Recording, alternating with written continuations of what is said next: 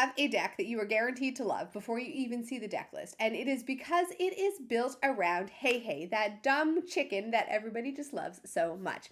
Hello there, Lorcana lovelies. Like I said, the deck that I have for you today is built around HeiHei, and originally my thought for this was going to be that it was going to be like a casual deck, whether that be like a core casual one or an infinitely casual one, but I definitely expected it to be casual.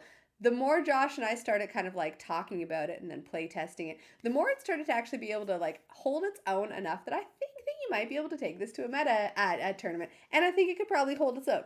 Either way, it's a very fun list, and so before we go into the deck list, which I'll show you towards the end of the video, let's go into our key cards and how we built the list. So our key card here is HeiHei Expanded Consciousness, which we're just going to pause for a second on that. Look at him. He's like floating in the air, eyes open wide up to the sky. And Expanded Consciousness, does that imply that he's like super smart now? Or does that imply that all of the HeiHeis are hive-minded and we have a whole bunch of hive-minded dumb chickens? Either way, I love it. So HeiHei Expanded Consciousness is a 5 ink card, but he does shift it on 3, and that's when we want to be able to play him. The resist one is cool, but the ability that is the really neat one that we're playing the card for is Clear Your Mind.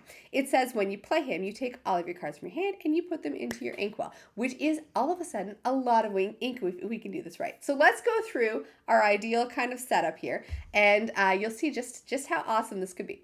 So ideally, in this case, we might actually be on the draw. Like, sure, on the play is great because playing a character early is great, but I'm going to show you what being on the draw actually looks like in this case.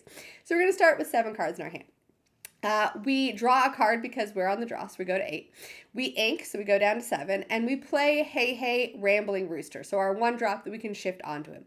So that puts us back down to 6 cards. We pass the turn. Turn 2, we draw a card, go back up to 7. Ideally, we don't have to actually play anything. We just ink, go back down to 6, and pass the turn. That would mean on turn 3, we're going to draw a card, we're going to go back up to 7, we're going to ink a card, we're going to go back down to 6, and we're going to play HeiHei Expanded Consciousness, going down to 5 cards in our hand, 3 cards in our inkwell. Those cards in our hand go into our inkwell, and that is 8 cards in our inkwell on turn 3, which is just kind of nuts when you think about that. It's awesome. I'm really excited about that. We come to our next turn. We have an empty hand, and whatever we play off the top, we really should be able to play now because we have 8 ink. So before I go into our options of what we could play, I will say that if you are on the play as opposed to on the draw, that is just 1 less card in theory. So that is 7 cards in your inkwell. And if you had to play something on turn 2, like if you're digging for that HeiHei Expanded Consciousness, that is 6 cards in your inkwell, which is still pretty good on turn 4. So what can we play with that 6 to 8 ink? Well, starting kind of at your basic stuff that most of these decks will play, we have Hades and Vincenzo as our typical 7 ink cards. Hades is great, gets rid of whatever your opponent is playing. Again, we're talking turn like 4 or 5 here. That is pretty much like anything impactful that you can remove with Hades. Vincenzo, same type of thing. Do 3 damage at that time in the game. 3 damage should be able to clear out as something that is impactful. And then you have a 2/8 that's sticking around that quests for 3, which is pretty awesome. We have Tinkerbell as well, so does a damage to everything, and then you can start to clean up with more damage. But by far the card that I'm really excited about is Goliath, because again, we're empty-handed, we top deck Goliath, we play Goliath, which means at the end of our turn we're drawing 2. And by that point in time in the game, our opponent should probably have more cards in their hand, which means they're either discarding or they're not getting benefit off of our Goliath, which is great. As far as like different cards that we're playing, we have Sir Ector, which is a very difficult to get rid of card, especially potentially on turn 4. So it is a 7/10 that quests for 3. So Sir Ector should be able to take out whatever your opponent is presenting and be able to stick around for sure. I'm very excited about Mufasa that we're also adding to this list. Mufasa says that when you play him, you exert all cards in your inkwell. You should be exerting all cards in your inkwell anyways to play him because chances are he's coming in at the top end of our ink. And then you return 2 cards at random from your inkwell. So all of the cool cards, the big caustic cards that you inked off of HeiHei, because they don't even have to be inkable. We could have tossed some Hades and some Sir Ectors in there. now potentially come back to your hand because of Mufasa, which means the next turn you'll be able to play something with that like 6 to 7 ink that you should have now. Quest with Mufasa, ready it, and play something else again. And since our deck is full of big things that have big impact, we should be able to play 2 of them a turn, which is great.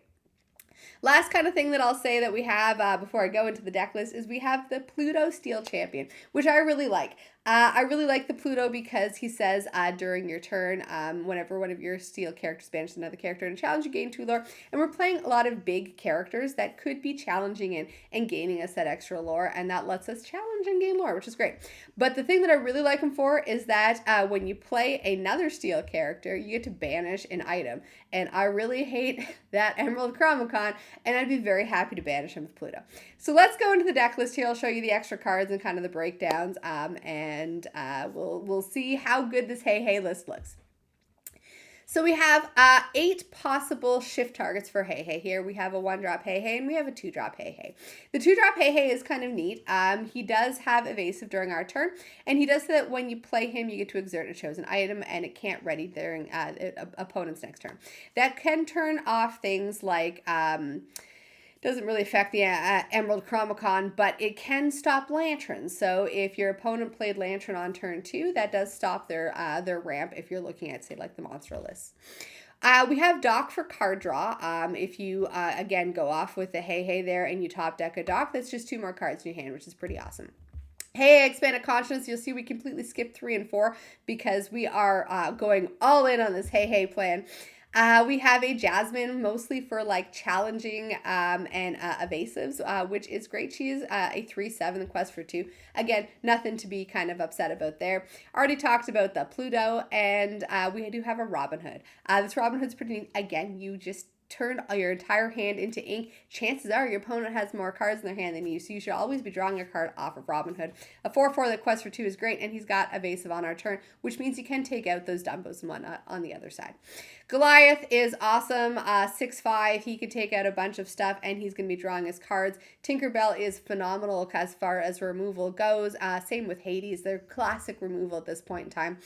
Sir Hector's just kind of big and difficult to deal with. Vincenzo, big and difficult to deal with. Quest for a lot, and does 3 damage when he comes in. And then Mufasa, which we already kind of talked about. Our actions are Develop Your Brain, Visions of the Future, and Desperate Plan all do kind of the same thing for us, which is help us draw through our deck to be able to, hopefully early game, get that HeiHei Expanded Consciousness or the shift targets to get them out early, or late game, get more cards in our hand to be able to play those big threats. So this is my deck here. Like I said, it is proving itself to be better than I expected during playtesting. I'm very excited for what comes next. And what comes next is I pull the cards out of my collection here, and I sleeve them up and take them out into the real world and see how they do. So I am really excited to shock my opponents with a potentially competitive looking chicken deck. And I think that you should too. So Merry Christmas to me and my opponents. I am making a chicken deck as meta as possible.